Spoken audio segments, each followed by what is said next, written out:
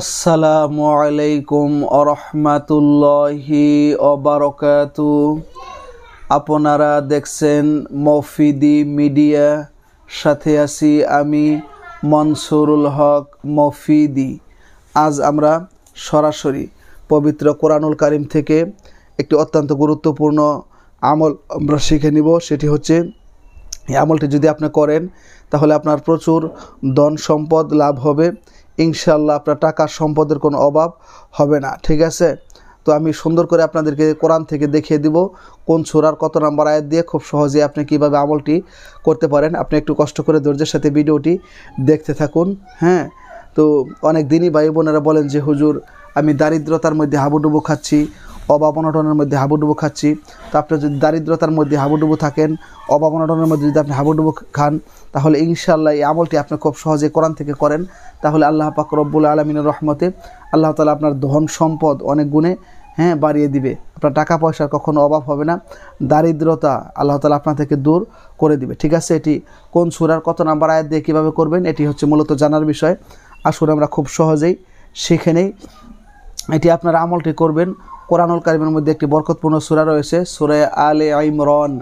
সূরা আলে ইমরান, সূরা আলে ইমরান এর 26 নম্বর আয়াত এবং 27 নম্বর আয়াত দিয়ে আপনাকে আমলটি করতে হবে। সূরা আলে ইমরান এর 26 নম্বর আয়াত দিয়ে এবং 27 নম্বর আয়াত দিয়ে আপনাকে আমলটি করতে হবে। ঠিক আছে, এই দেখেন, এই সূরা আলে ইমরানের 26 নম্বর আয়াত এবং 27 নম্বর আয়াত আমি কোরআন থেকে আপনাদেরকে বাহির করে দেখিয়ে দিলাম।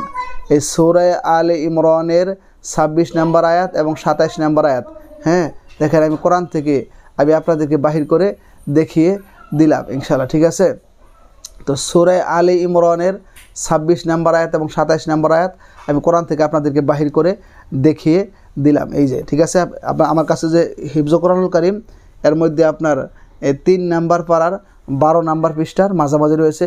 যে কোনো কোরআন থেকে সূরা আলে ইমরানের 26 নাম্বার আয়াত এবং 27 নাম্বার আয়াত দিয়ে আপনারা আমলটি করবেন। ঠিক আছে, তো কিভাবে করবেন এটি হচ্ছে মূলত জানার বিষয়।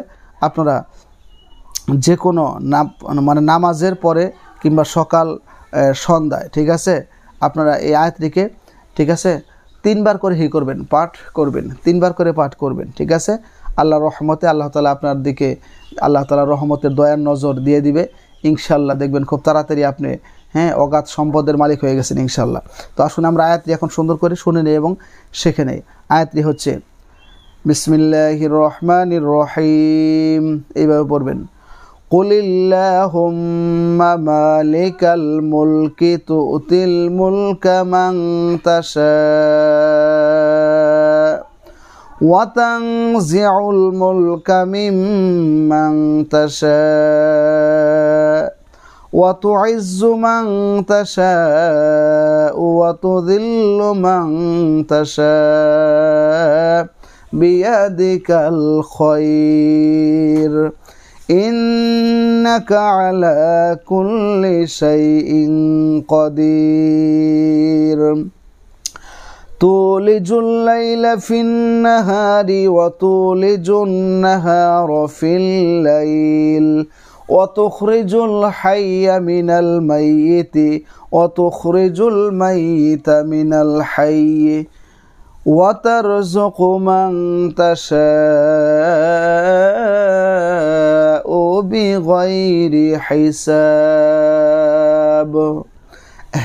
এটি হচ্ছে মূলত সূরা আলে ইমরানের 26 নম্বর আয়াত এবং 27 নম্বর আয়াত। চাইলে আপনারা যে কোনো কোরআন থেকে দেখেও আপনারা আমলটি করতে পারেন। নামাজের পরে কোরআন খুলে আপনি দেখে 3 বার করে আয়াত 2টি পাঠ করলেন কিংবা একটু কষ্ট করে মুখস্থ করে নিলেন। চাইলে আপনি যে কোনো জায়গায় আপনি পাঠ করতে পারবেন। ঠিক আছে, তো আল্লাহ তাআলার কাছে এই পবিত্র কোরআনুল কারীমের উসিলা করে কিছু চাইলে তো আল্লাহ তাআলা সেটা খুব সহজেই বান্দাকে দিয়ে দেয়। আর কোরআন হচ্ছে মানব জাতির সকল সমস্যার সমাধান। ঠিক আছে, কোরআনের মধ্যে এমন কোনো বিষয় নেই যেটা সেটা আল্লাহ তাআলা রেখে দেন নাই, সকল কিছু রয়েছে। আপনি কোরআন থেকে আল্লাহ তাআলার কাছে চাইলে তো সেটা আল্লাহ তাআলা আপনাকে আমাকে খুব সহজেই দিয়ে দিবে। তো দারিদ্রতা, অভাব অনটন আল্লাহ তাআলা খুব সহজেই যাদের এই সমস্যা রয়েছে আল্লাহ তাআলা যাতে দূর করে দেয়, হালাল পন্থায় আল্লাহ তাআলা যাতে সবার লাইফে সচ্ছলতা দান করে। এই আমল করে যদি আল্লাহ তাআলা সচ্ছলতা দান করে, টাকা পয়সার মালিক যদি, সম্পদের মালিক যদি আল্লাহ তাআলা বানিয়ে দেয়, তাহলে যাকাত দিবেন এবং মসজিদ, মাদ্রাসা, এতিমখানায় এবং অসহায় দরিদ্রদের মাঝে, হ্যাঁ, মানুষের কল্যাণ হয়, উপকার হয়, ফায়দা হয়, এরকম ভালো ভালো কাজে খরচ করার জন্য চেষ্টা করবেন। সেই প্রত্যাশায় আসসালামু আলাইকুম ওয়া রাহমাতুল্লাহি ওয়া বারাকাতুহু।